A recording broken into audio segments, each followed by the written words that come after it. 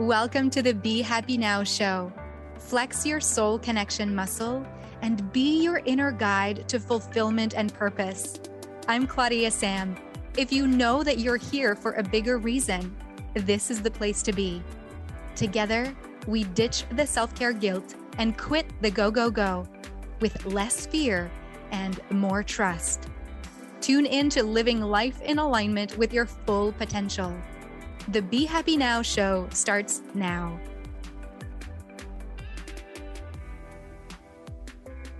Hello, beautiful friend. Thank you so much for being back here on the Be Happy Now show, episode 157, which is all about empowering conversations, whether it's with someone you love, someone you care for, someone at work who you actually just want to have a great working relationship with. In this episode, I'm going to share with you 5 mistakes to avoid so that you can feel confident in those conversations, so that you can feel like you're confident. And however you speak, whatever you say, the energy that you have actually honors who you are, your authenticity, and what you ultimately really want out of the conversation.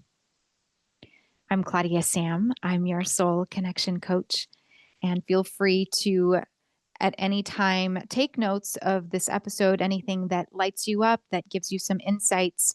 I will share with you near the end a way that you can get your hands on the 3-step audio guide to put yourself at the top of the to-do list. Because if you're like most of my clients, you may have had a habit of ticking off things from the to-do list to feel accomplished, to feel like you're a success, to feel like things are on track. And so maybe there's always an open to-do list in your mind that maybe ultimately has you feeling, well, never good enough, or like you're never doing enough. Yeah. We are specifically going to speak to any habit of people pleasing. You know, that part of the human that might just not want to be judged, that might not want conflict, that doesn't want chaos, that doesn't want to hurt the other person, that still sees the beauty in someone else, that can see somewhere there their loving essence. And yet there might still be a part of that human that just wants to protect itself. And so there might be an energy or a habit of blame or shame or guilt. And we just don't want to bring that in conversations. And if you're like most of my clients and you want to get to know yourself more, and you want to take your space, meaning you want to honor that purpose that you're here for, because you know you're here for a bigger reason. And perhaps you're ready to have more creativity in your life and have more joy. And the last episode, 156, was about, am I feeling the right emotion? Which you may want to go back to after listening to this episode, just to kind of remind you that it's okay. Wherever you're at, whatever you're feeling is perfect. Okay. And there are other episodes that I recommend that you may also want to listen to that are in the same kind of topic of taking your decisional power back, setting boundaries in conversation, setting loving boundaries, speaking your truth. So I will list them for you right now. There is episode 130 that talks about taking your decisional power back. There is episode number 128 about being fully yourself with your partner. And then episode number 95, which is about recognizing where you might have energy leaks so that you can live in a higher vibration. Okay. This will be an episode for you to, yes, take notes if you want, and just let yourself receive what you're meant to receive. I often say that and have this conversation with clients that we don't need to take out the highlighter for everything, and we don't need to make sure we retain all of the information and make sure we apply it in the next conversation. Can you trust that right now, the you who's showing up right now, the you who's listening to the Be Happy Now show, she, he, they will receive exactly what is meant for you, okay? For the wholeness of you. And you might listen to this podcast in a month and hear something new. The goal is not to be perfecter than your perfectness in your imperfectitude. I know these are all made up words. The goal is to just be you and let yourself be in your authenticity and your uniqueness. We're entering the age, not the age of, but the Aquarius sign. My birthday is coming up, actually. And Aquarius is all about uniqueness. And so, why not embrace that as you start 2025 in conversations that feel in alignment with you? So, let's go with the first way to make sure I'm not losing my notes here. The first mistake to avoid to have more confidence in conversations, to stop tolerating what drains you ultimately, because the more we tolerate conversations or discussions that leave us feeling like we don't have anything to say or we're not being heard, we don't want to tolerate that anymore. So here's the first point for you. Let's avoid blame. Okay. First key to elevating your conversations in 2025, avoid blame. Blaming, shaming, pointing the finger out away from you. That is the first indication that the ego is taking a load of space, that it's like creating a tantrum, wanting attention, thinking it's better than someone else, or thinking that someone else is better than them, really embodying the separation of that the ego wants to support. Okay, by separation, I mean separation from oneness. The belief that you are not loved, that you are not supported, that you are not held by this divine love energy that brightens the wholeness of who you are up, and that your lightness, your brightness is shared with your neighbors as well, because we are all one in the energy of what our conscious mind cannot really understand and name. There's this power that's bigger than us, positive energy source, God, the universe. You choose your word that symbolizes the power that is bigger than you. And so if you point the finger out and you blame someone else, but they share the same energy ultimately in this bigger than us human world, what do you think you're actually doing? You're pointing the finger at yourself. So in a conversation, it can sound, the habit might have sounded like, you did this, you did that, you're such a blah, I don't like when you do that. That is blame. That's the pointing out. That's the you. And the invitation is to go, okay, but ultimately it's about me as well in the conversation. I often like to say that in a relationship, it's not 100% of a pie, it's two pies. It's 200% of energy that is exchanged. You hold 100% of that energy, and your partner or the other person in this relationship also holds 100% of their responsibility. You get to then focus on your own emotion, focus on how you feel, instead of assuming the emotions of the other person or assuming the story in the mind of the other person.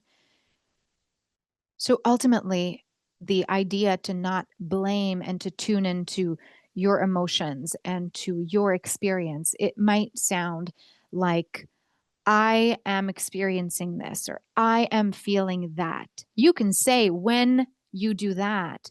The invitation would be to say, when this happens, you know, I feel like it can be, I feel like SHIT. You can say that. You can also really do the work to tune into the subtle layers of the emotion, so that it's not just, I am angry or I'm feeling angry. It's, I actually feel unseen or I feel unheard. And if you're part of my email list and you're part of my community in Claudia-Sam Soul Coaching, you might have had the opportunity to receive a download about the emotional archetypes. And one of the things that I'll invite you to do is go to my website, claudiasamsoulcoaching.com. The link will be in the show notes. And go to the button where it says Start Here. And there you'll be led to the 3-step audio guide to put yourself first. And that is one of the gifts that I have for you. And once you're on my email list, you'll start to receive a little bit more tools and invitations to fill your toolbox with things like where are you? Which emotional archetype do you have? And there's also the list of primary and secondary emotions that I am happy to gift you. Once you're on my email list, you can for sure request for that. Okay.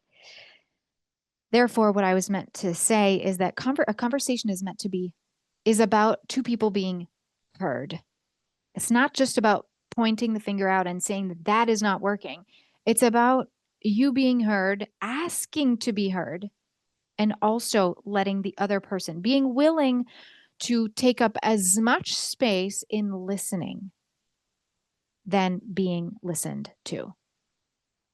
Okay, so that is part of the ways to stop tolerating what drains you and start to have empowering conversations in 2025. Okay, number two, clarify your goals of the conversation. Get clear on what do you want out of this conversation, out of the discussion, instead of just saying, we need to deal with this. Of course, you get to deal with this, with whatever's going on for you, with what has the situation and the relationship feel a bit off track and icky. What do you want out of it? What is a request that you have of this conversation? Is it to be heard? Is it, for example, I had a client who said, I just want to be understood. The thing with being understood is it's not guaranteed. Just like you probably can't understand someone who says something about a belief that you don't have. For example, I believe that the earth is round. If someone comes to a conversation wanting me to understand that the earth is flat, that's more like a convincing, and it plays the same kind of blame game. The thing is, there's also feeling understood. You can still understand how someone is feeling.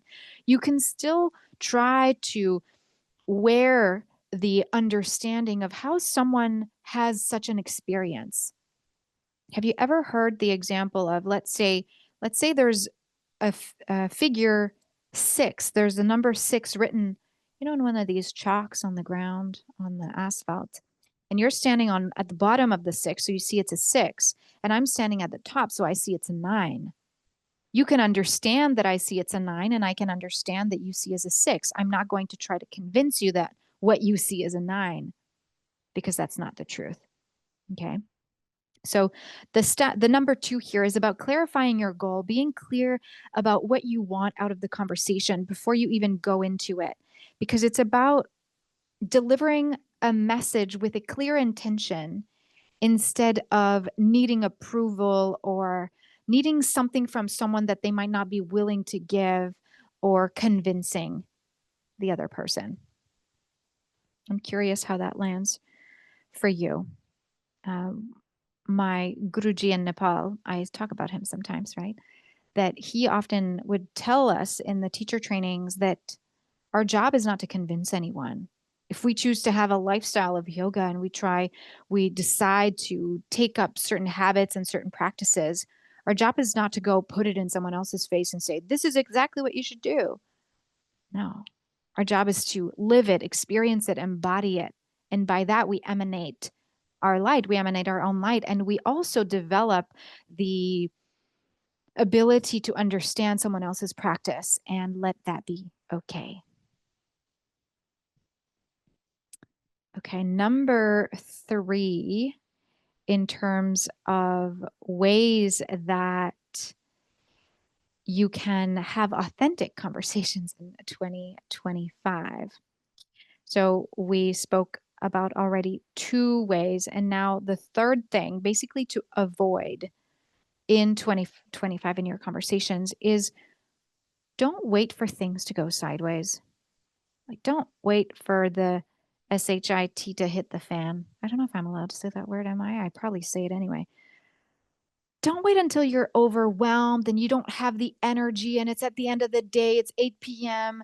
You are going with your habit of having a glass of wine because it helps you decanter, and ultimately, what you're feeling is tired and you just don't even have capacity to talk with someone else, but it's a habit that maybe you think you have to have the conversation down before the end of the day or whatever it is, but you might feel already at capacity.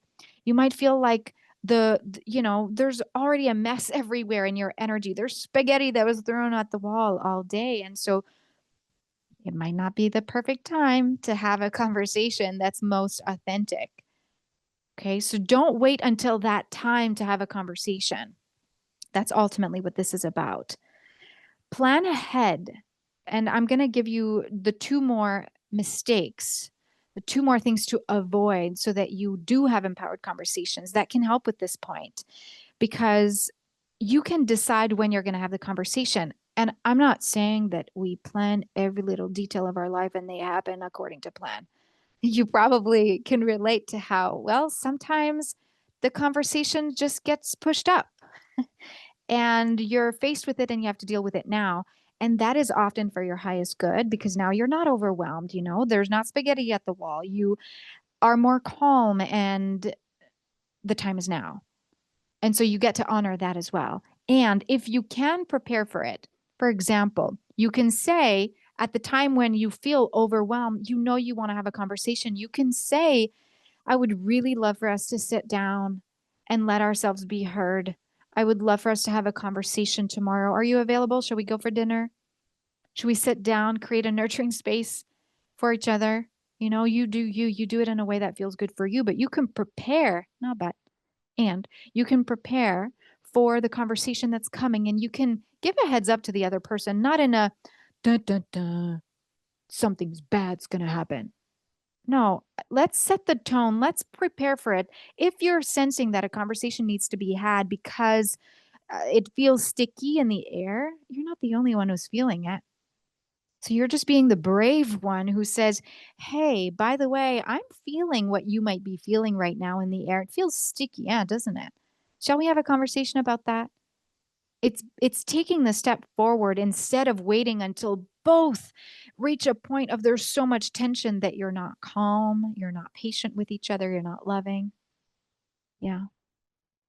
Okay, the fourth thing to avoid in your conversations in 2025, which you might enjoy, this might help you to plan for your conversation. It's to listen to your intuition, to not rush it because you might have a certain belief about when it has to be done, how it has to be done. Maybe you might have a story that you have to have this conversation before this or that or happens, or you have to wait until. That's another one. It can't be that internally you're saying, oh, let me just wait another month, or let me just wait until I go on this vacation, or let me just wait until they have this project out of the way. Is that really what your intuition is saying? Or is that your fear, the ego that just doesn't want any conflict? So this was about not rushing, not needing to please. There might be a habit, if you are a people pleaser, if you're a recovering perfectionist and people pleaser, you might have had the habit to say things that you should, or fix problems just so that someone else doesn't judge you, or so that there's no conflict, but also so that you please them, or that you show them that they're loved in a way that maybe has you make some compromises that don't feel good in your energy. So the idea here is to respect yourself and to not rush into pleasing, into problem solving, into kind of sweeping it under the rug, and really honoring what you want out of this conversation, honoring what your need is or needs are out of this relationship as a whole. Because sometimes out of a conversation, whether it's the extreme of breaking up with someone, with a relationship, shifting the way that it looks, or whether it's just to set the tone about how maybe boundaries have been reached, or what you're willing to keep playing with, or what you're not willing to keep playing with. Like if you said yes to something and it no longer feels good, like this is where you get to set a boundary. It doesn't mean like throwing the relationship in the gutter. Okay. When it means not rushing, it means taking the time to slow down and really tune into your intuition about what is it that you ultimately want, not just out of the conversation, like we mentioned in point number 2 about clarifying your goal, rather getting clear on what you want out of the relationship moving forward. Because with that, you'll know what you want. You'll know when you feel complete, when you'll have had the clarity, and um, when your intuition is heard, it's so much more freeing. It's just so much more freeing. Okay, the fifth mistake to avoid in having empowering conversations in 2025 is to set the tone. Now, we've been working towards this fifth mistake to avoid up until now in the points that I've shared with you. Ultimately, every step, whether it is to avoid blame, whether it is to clarify your goal, to not wait for things to go sideways, to listen to your intuition and not rush to please, ultimately what you're doing is that you are setting the tone. You're deciding on the energy baseline to have for the conversation. Because remember that your energy is like a magnet. You get to decide what magnetizes to it. And anything else that doesn't fit, that's not a match, that no longer aligns, that feels icky, that crosses your boundary, gets to be repelled by that magnet. So it goes the opposite direction. When we have a wonky set of boundaries, when we don't set the tone, when we don't have intentionality, that's where the people pleasing seeps in. And that's where we tend to then turn off our magnet and let someone else's magnet pull us to them. And sometimes that's where you might not know where your boundary begins and where your boundary stops. Okay. So setting the tone would look like if you want to have a calm conversation. So you might have decided that what you want, the goal out of the conversation would probably be maybe to feel heard about a situation that happened or something that was said. Well, maybe you want that to be in a calm energy. If you want that to be in a calm energy, then get yourself calm. Do something, take an action that has you feel calm. Okay? Not the opposite. Maybe not watch the news. Don't pump yourself up with bad news before you want to have a calm conversation. You get to own the tone and you get to stay grounded in that magnet, in your essence. Okay. So that you want other people to be drawn to you. You may have heard in some communication tools, or if you've ever had a talk or given a talk or been a speaker somewhere, that if you lean forward towards people, they probably just want to lean back. And if you lean back, they might want to lean forward. So remember that in that energy is setting the tone as well. I hope these 5 mistakes to avoid for empowering conversations in 2025 were helpful just for you to, start playing and start setting the tone in ways that baby steps that is beneficial and that can be doable for you at this time with the level of control that you have in the situations that show up for you. And so I have 3 coaching questions for you so that you can start to do the work. And if you don't have anything to note down, no problem at all. Again, like how we started the conversation of this episode of the Be Happy Now show, is that we said, hey, you get to trust that whatever lands with you today lands, whatever you're open to, whatever your essence is willing to receive right now is perfect. Okay. Question 1. Can you let others have their feelings while still having what you want? Can you let other people have their feelings? So if they don't feel calm, if they don't feel heard, even though you're actively listening, if they don't feel, or if they feel XYZ, can they just have their feeling and you also have your feeling and you can still get what you want? It doesn't mean anything. One doesn't impact the other. Does their reaction say anything about you? That's something you might be thinking, creating a story, creating a made up story in your mind about their feeling means that I am not good enough. I didn't do a good enough job. You can check in with yourself about that. So first question was, can you let others have their feelings while you still having your feelings and what you want without it meaning anything about you? Question 2, what can you really be certain of even when you can't control everything? What can you be certain of even when you can't control everything?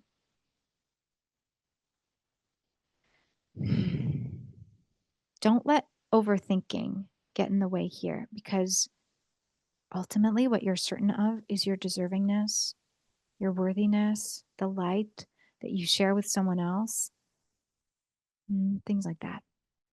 The third and last coaching question before we close this episode is, what might the discomfort of uncertainty teach you in this situation? What might the discomfort of uncertainty, the stretchiness of this topic around this conversation, what might it teach you? What does it have to offer you?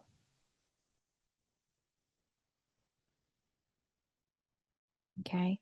And sometimes when we receive these questions, we can kind of let them be, let them land, let them settle. And then you might just receive out of nowhere a response to that. Okay. Trust that. If you want to put yourself at the top of the to-do list and really anchor into your enoughness, it might be a great tool for you to dip your toes in the water and get my 3-step audio guide to put yourself first, because you are important.